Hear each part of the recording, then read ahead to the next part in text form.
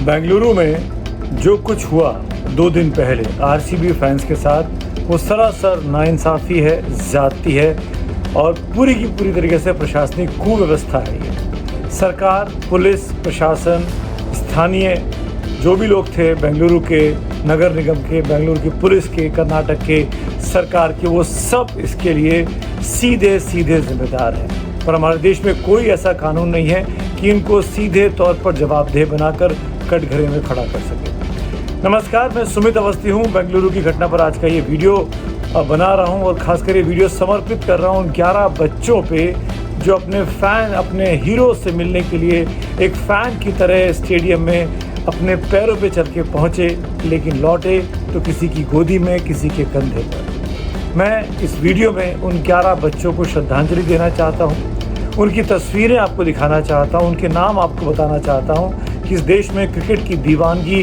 किस हद तक है और क्यों जब इस तरह के आयोजन किए जाएँ, खासकर क्रिकेटर्स को लेकर कोई जुबिलेशन हो, कोई जश्न हो, तो कितनी बड़ी प्रशासनिक व्यवस्था की ज़रूरत पड़ती है।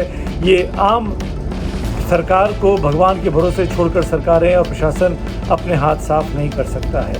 तो सिद्धारमैया से लेकर बेंगलुरु के छोटे से छोटे पुलिसकर्मी तक इसके लिए जवाबदेह हैं जो उस दिन ड्यूटी नहीं कर पाए। लेकिन ये वीडियो उन लोगों के लिए जो आज हमारे बीच नहीं रहे। एक एक करके उनसे आपका परिचय कराता हूँ। सबसे पहला नाम है दिव्यांशी। ये मात्र 14 साल की हैं। इनकी फ़ोटो आपके सामने आएगी। ये विराट कोहली की बहुत बड़ी फ़ैन थी। जब से विराट कोहली आरसीबी के लिए खेल रहे हैं, ये तब से हर बार कोशिश करती थी कि विराट कोहली को देख पाएँ, मिल पाएँ। और ये पहला ऐसा आयोजन था जब विराट कोहली पब्लिक के बीच में आ रहे थे। इनको उम्मीद थी और ये 14 साल की बिटिया उनको देखने गई और वहाँ भीड़ में कुचली गई। नहीं है आज हमारे बीच में। इनके पिता का कहना है कि क्या ये तमाम बच्चे जो गए, इन तमाम लोगों के घर वालों के जो रिएक्शंस आए हैं वो हृदय विदारक है, वो परेशान करने वाले हैं। बोला सरकार हमको 10 लाख दे रही है, मैं सरकार को 50 लाख देता हूँ, क्या ये मेरे बच्चे को ज़िंदा वापस ला सकते हैं? इस तरह की प्रतिक्रिया है। इसीलिए मैं ये वीडियो बनाने को मजबूर हुआ हूँ। तो दिव्यांशी, नमन है आपके लिए। दूसरा नाम लूँगा मैं मनोज कुमार का। ये 20 साल के थे।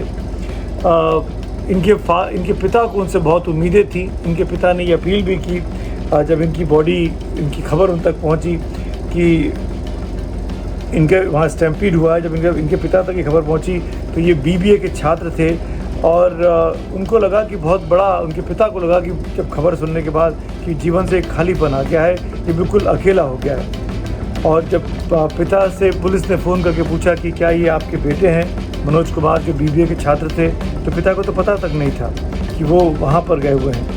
और फिर जब वो बॉडी को देखी तो उनको भरोसा नहीं हुआ कि उनका बेटा उनकी आंखों के सामने इस तरीके से मृत्यु शैया पर पड़ा हुआ है।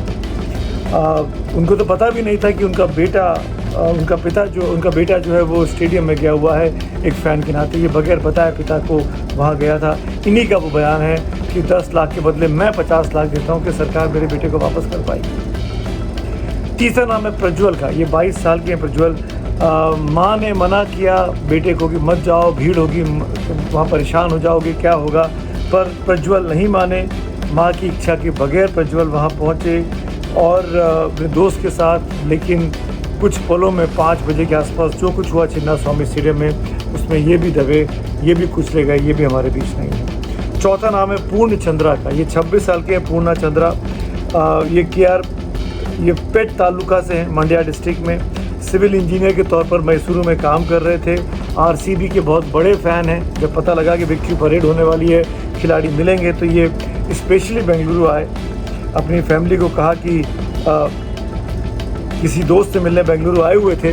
उन्होंने कहा कि मैं ये मिल के आता हूँ, और ये जिस दोस्त से मिलने आए थे उससे इनकी शादी का प्रस्ताव भी था। और ये सब कुछ हो गया। जो कुछ 26 साल की उम्र का पूर्ण चंद्रा आज हमारे बीच नहीं है। बेहद दुखी है इनका परिवार भी, जिस तरीके से जो कुछ हुआ परसों शाम को। चिन्मयी शेट्टी 19 साल की एक और बिटिया, छोटी सी बिटिया है चिन्मयी शेट्टी। क्रिकेट की बहुत बड़ी फ़ैन तो नहीं थी, पर अपने दोस्तों के साथ जो उसके फ़ैन थे, जो कॉलेज में होता है कि हम जा रहे हैं तुम भी चलोगे क्या, तो ये भी उनके साथ चली गई। और बेंगलुरु की रहने वाली हैं, रहती थी लेकिन बेंगलुरु की रहने वाली हैं। और करीब 1:30-2 बजे परिवार को दोपहर में उन्होंने बताया कि ये स्टेडियम जा रही हैं। लेकिन 5:30-6 बजे के आसपास सब कुछ उल्टा हो गया और चिन्मयी भी हमारे बीच नहीं है। छठा नाम है शिवलिंगा चंद्राप्पा का। शिवलिंगा 17 साल के युवक थे, बेंगलुरु में रहते थे, आज हमारे बीच नहीं है। बहुत बड़े फ़ैन थे, टीवी में इन्होंने कई बार मैचेस को देखा, लेकिन अपने हीरोज़ को पर्सनली देखना चाहते थे, इसीलिए ये वहाँ गए। शिवलिंगा के फादर का बयान आया है जो अखबारों में छपा है। मैं तो टीवी देख रहा था, मैं तो पब्लिक को दोष दूंगा कि इतनी बड़ी तादाद में वहाँ क्यों गए। इतनी क्योस वहाँ पर उत्पन्न हो गई, चाहे स्टेडियम के बाहर हो, चाहे विधान सौधा के बाहर हो। मुझे पता ही नहीं था कि उस भीड़ में मेरा बेटा भी है। ये पिता का रिएक्शन है अपने बेटे के लिए। शिवलिंगा चंद्रप्पा इनका नाम था। 7वां नाम है भौमिक लक्ष्मण का। भौमिक लक्ष्मण चिन्नास्वामी स्टेडियम पहुँचे थे। ये MS रमैया लेआउट के रहने वाले हैं।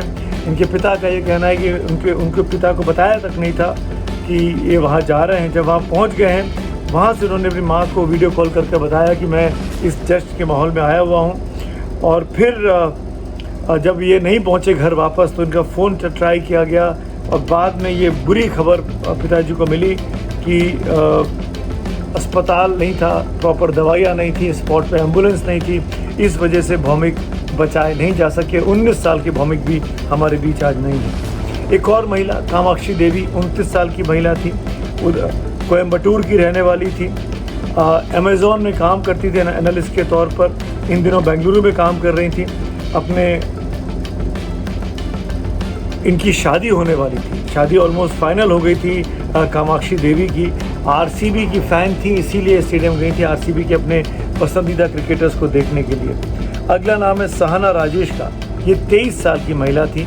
एक और महिला, करीब इसमें 4 महिलाओं, इनफैक्ट 5 महिलाओं के नाम हैं जो इस भगदड़ में मारे गए हैं। सॉफ्टवेयर इंजीनियर थी, बॉश कंपनी में काम करती थी 2 साल से। इनका नाम है सहना राजेश। जैसा कि मैंने बताया, 23 साल की, अपनी बहन को डॉक्टर बनते देखना चाहती थी, इसीलिए नौकरी खुद कर रही थी। लेकिन अब सहना खुद ही नहीं है, बहन के भविष्य क्या होगा इस पर भी सवाल खड़े हो गए हैं। पिताजी ने कहा कि किसी के साथ भी ऐसा नहीं होना चाहिए जो उनकी बिटिया के साथ हुआ है। अगला नाम अक्षता पई का है। ये 26 साल की थी, भीड़ में दब गई, नीचे गिर गई और इनके पति इनके साथ थे अक्षय रंजन। कोशिश करते रहे इनको उठाने की, लेकिन दब गई भीड़ में। लोग बाग इनके ऊपर से निकलने लगे और उसी में इनकी जान चली गई। वहाँ मौके पर कोई अस्पताल, डॉक्टर का इंतज़ाम नहीं था, कोई एम्बुलेंस नहीं थी। जैसा कि मैंने बताया, ये भी उसका शिकार हुई। अगर वहाँ डॉक्टर, एम्बुलेंस, अस्पताल होती तो शायद आज ये हमारे बीच भी होती। एक और नाम है श्रवण कुमार का। ये 20 साल के थे। माँ बाप को बगैर बताए इवेंट में गए थे। माँ बाप को बताते तो शायद उनको अलाउ नहीं करते। RCB के फ़ैन थे, फ़ैन के नाते स्टेडियम जाना चाहते थे, 2 लोगों को मिलना चाहते थे। इनके दोस्तों के साथ वहाँ पहुँचे थे और दोस्त नहीं इन्फॉर्म किया परिवार को।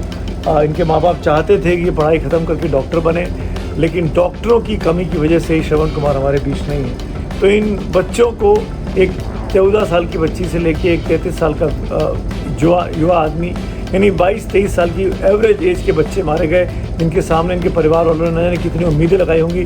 कितनों के कंधे पे तो परिवार का बोझ उठाने का भी दायित्व होगा। लेकिन आज हमारे बीच ये बच्चे नहीं हैं और ये कहीं ना कहीं इन 11 मौतों के जिम्मेदार बेंगलुरु के, कर्नाटक के वो तमाम दिग्गज हैं जो अपने साथ सुरक्षा लेकर चलते हैं और जनता को असुरक्षित छोड़ देते हैं।